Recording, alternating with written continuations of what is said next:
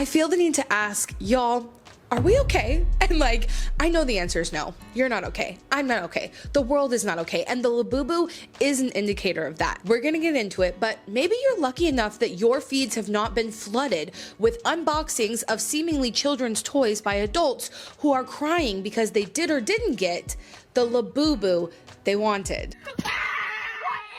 To put it more simple, the Labubu is the internet's most recent version of hyper overconsumption, and on this channel we talk about why we should consume less in the name of helping the planet. And if you didn't already know that, you might be new here. My name is Shelby. I'm an environmentalist. I primarily talk about anti-consumerism from that lens, but I also am really passionate about what it does to our wallets, our culture, our psychology, our mental health. And if all of that sounds interesting to you, I suggest you hit the subscribe button.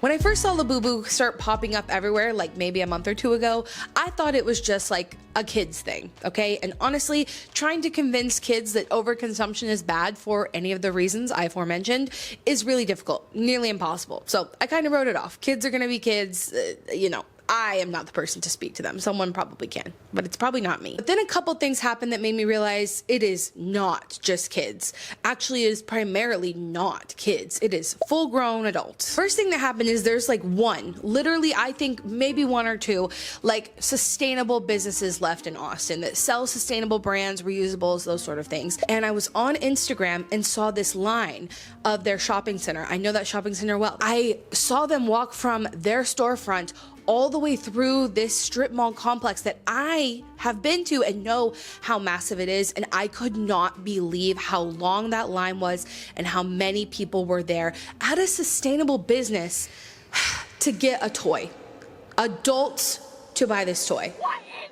Then I started feeling like we were in need of an old-fashioned anti-haul de-influencing session. You know, there's so much noise out there about things you should be buying on the internet, etc. And I cease for my channel to be a place that tells you why you don't need those things, why you probably don't need really anything at all. I was just asking what you wanted me to talk about over on my Instagram story, and like 90% of the responses were Labubu. And I was like, something serious is going on. There's some serious stuff going on out there on the internet. Let me explain to you what a Labubu even is, because I think we can't talk about it without actually knowing where it started and what it was before it became this. Labubu is a character from a designer toy series called The Monsters by German artist Kassing Lung. It's produced by Pop Mart only, a Chinese company that's now a multi-billion-dollar global brand thanks to the explosion of blind box culture. The blind boxes of it all we have to talk about. It is exactly what it sounds like. You buy a box and you don't know what's inside. You are spending money on something that you don't even know for sure what it is. It seems innocent enough to feel like fun and surprising, but it's really not innocent at all. It is designed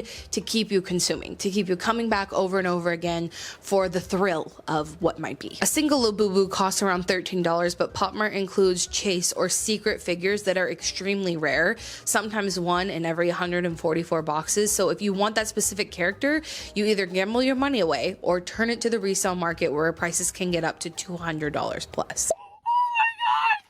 It's the gold Labubu! This is real 24 karat gold! Labubu is based on Nordic folklore and was originally really popular in East Asia before exploding into the Western markets like the US. Pop Mart's original growth and marketing strategy included giving Rihanna one to put on her bat as a charm, and on top of that was TikTok. TikTok is the machine that is driving so much overconsumption in this day and age, as we know. I do want to thank today's sponsor, which is an essential, okay? Not something that's going to put you on the hamster wheel that we're going to talk about today, and that is Thrive Market. They have been a sponsor of this channel for many, many years. They are aiming to be the world's first climate positive grocery store, which we love. Thrive Market is an online grocery store where you can go to get your essentials. I always be stocking up on like dried beans, rice, lentils, spices, but they also have fun things like snacks made with upcycled ingredients and vegan options. You can sort by all of those things on their website, which makes it incredibly easy to use. You can search by all of your dietary restrictions or environmental concerns that you care about. Things I have searched by on Thrive Market include plastic neutral, B Corp certified, regenerative farming, fair trade, upcycled ingredients, the list goes on. And Thrive Market uses a zero waste warehouse, carbon neutral shipping, and they themselves are B Corp certified. And it is back to school season, so if you are a student, they're having their first ever month-long 25% off back to school sale. It starts August 3rd. They make it really easy to have your snacks that are like healthy in a pinch, budget friendly, high quality, and also kid approved school lunches. So Check them out. You can use my link at the top of the description, which is thrivemarket.com/ShelbyOrm for 30% off of your first order, plus a free gift worth up to $60. Thrive Market is a longtime sponsor of my channel, and I couldn't make videos like this without them. So huge shout out to them, and let's keep talking about the Labubus.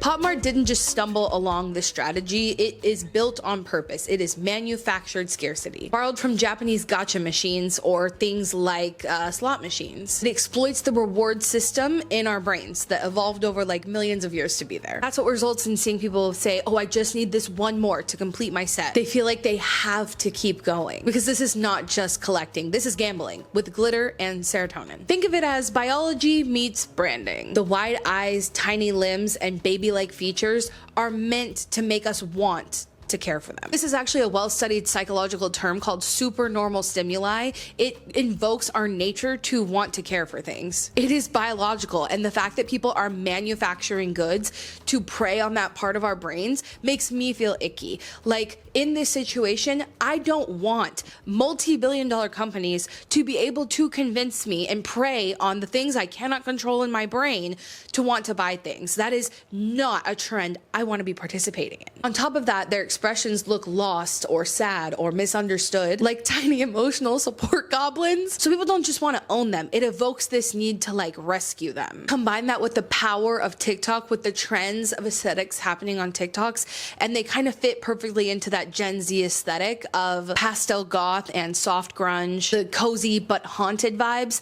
It's like a perfectly engineered situation to blow up in a hyper-consumerism space. And the fact that adults are getting sucked into it, you can really see how they are preying on our biology to make people feel like they need something that they didn't even know existed a week ago. And never in human history, will I also say, has there ever been something that could spread this wide, this far. We've never had like mass manufacturing be able to happen this fast, dupes being made so freaking quickly, information spreading that fast where people could literally just make a video about it and click a link on the video to buy the thing.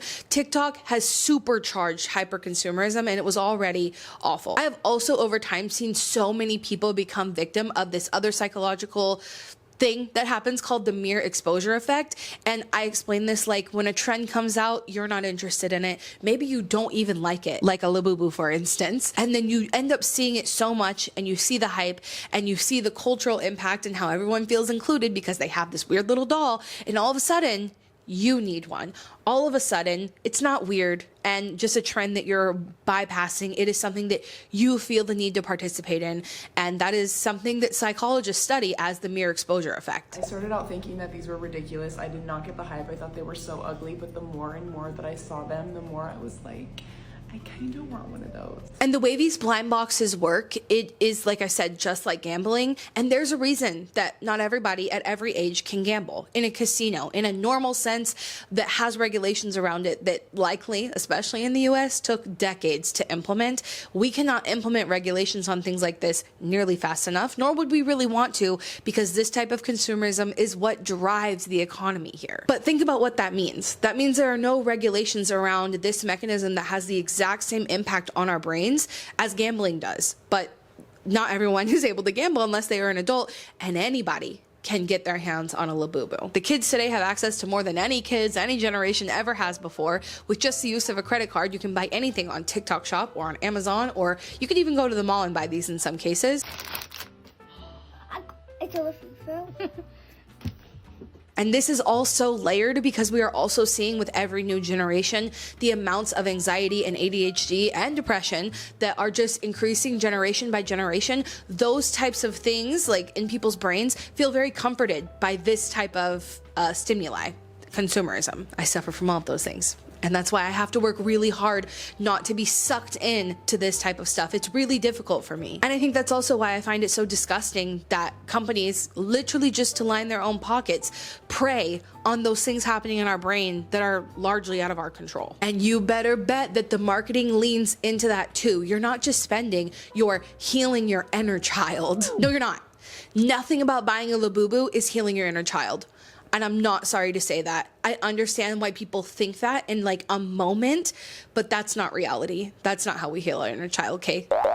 Go to therapy. I know it's less accessible, but if you're spending hundreds of dollars on Labubus,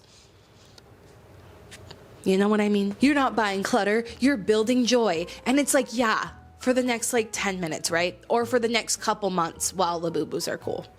And then there'll be landfill decor.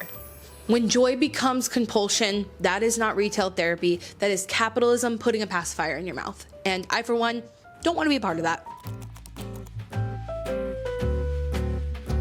Now, like I said, TikTok is a supercharger of hyperconsumerism, but have you really thought about how much of our lives, and specifically in this Labubu situation, people are doing things because they can make a TikTok about it?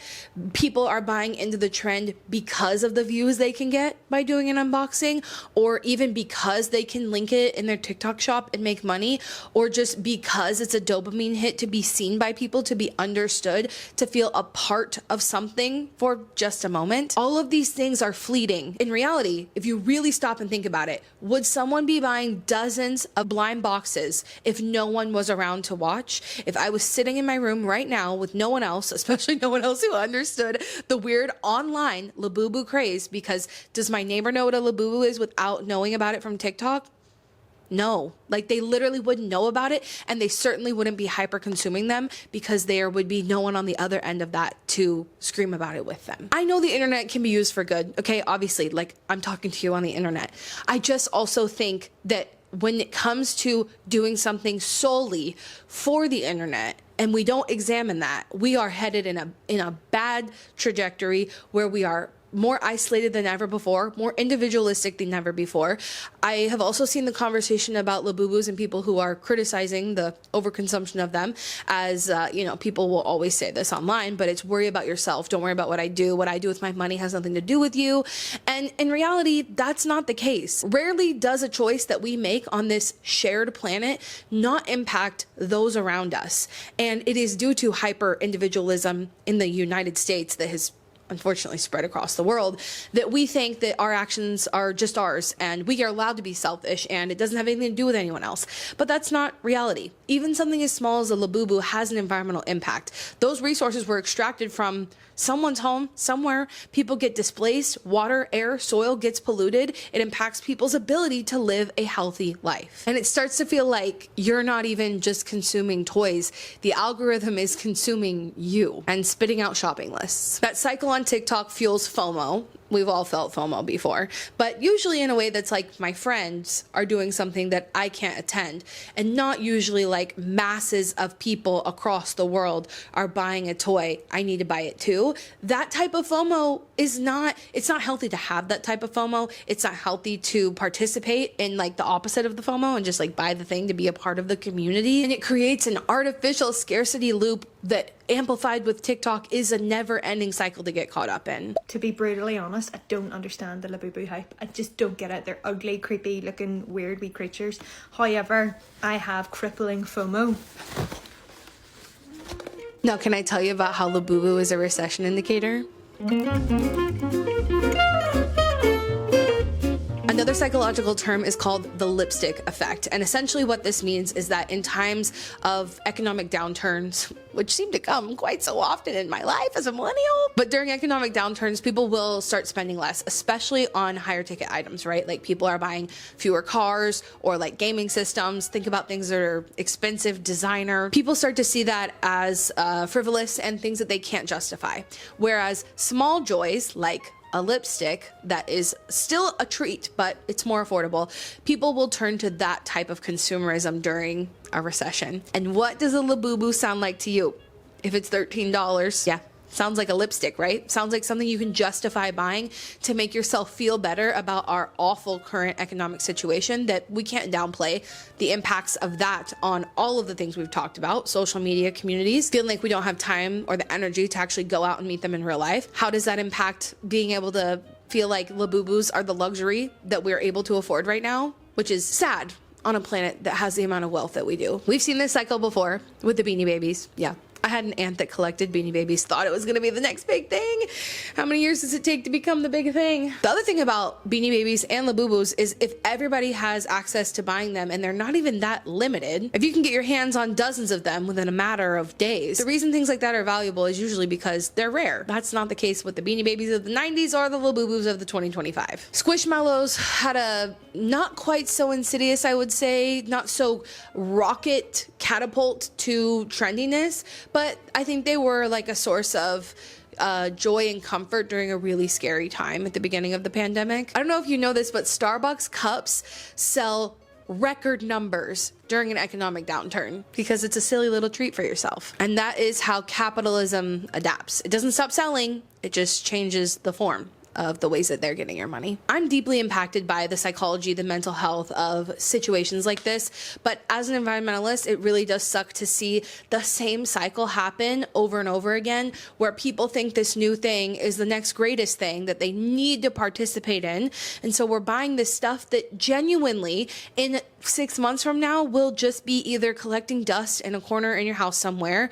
It'll go through the thrift store cycle where it will most likely end up as landfill decor, or people will just throw them out in general. The most likely place for a Labubu to end up in the next year or two is a trash can, is the landfill. I do hate the waste that comes along with these continuous cycles and the fact that people just continuously get caught up in them. That's why I try to make videos like this, because I know different information hits people differently. Different things matter to different people. If the environmental impact doesn't matter to you, for me, the thought of a corporation manipulating my biological features to get my money is disgusting. As an environmentalist, like I said, it breaks my heart to think about what goes into making any product. Labubus are made from vinyl or PVC, which are both difficult to recycle and toxic to produce. Labubu can't be repurposed, recycled.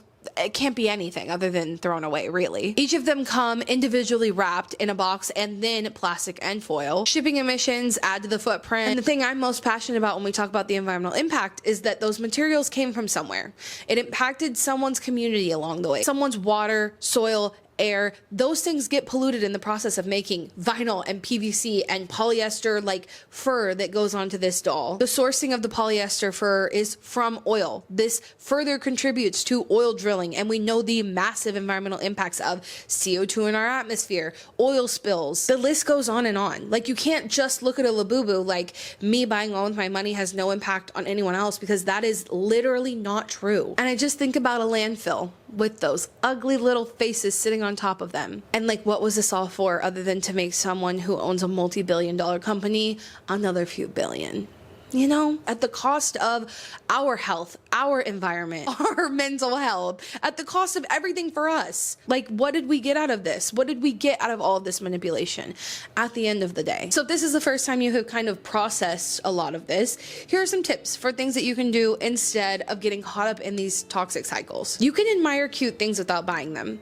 You can look at something and love it and know that if you buy it, it's just going to end up in a landfill someday, and just skip that. You can shop secondhand. I still wouldn't recommend getting too into this trend cycle and then trying to buy a Labubu secondhand, but shopping secondhand is a more sustainable option. I don't know that it really solves all the other issues we talked about, but it solves that one. And one of my personal favorite ways to fight against this is to trade consumerism for creativity and community. I talk all about this on this channel, and one specific video I would recommend you watch is this one, where I give you several alternatives to shopping to make yourself more interesting. So recommend you go watch that video right after this. Actually, I'll put it right here. Go check it out. Let me know what you think in the comments of that video or this one, and make sure you've hit the subscribe button. And remember, until next time, you cannot do all the good that the world needs, but the world needs all the good that you can do. Bye, guys.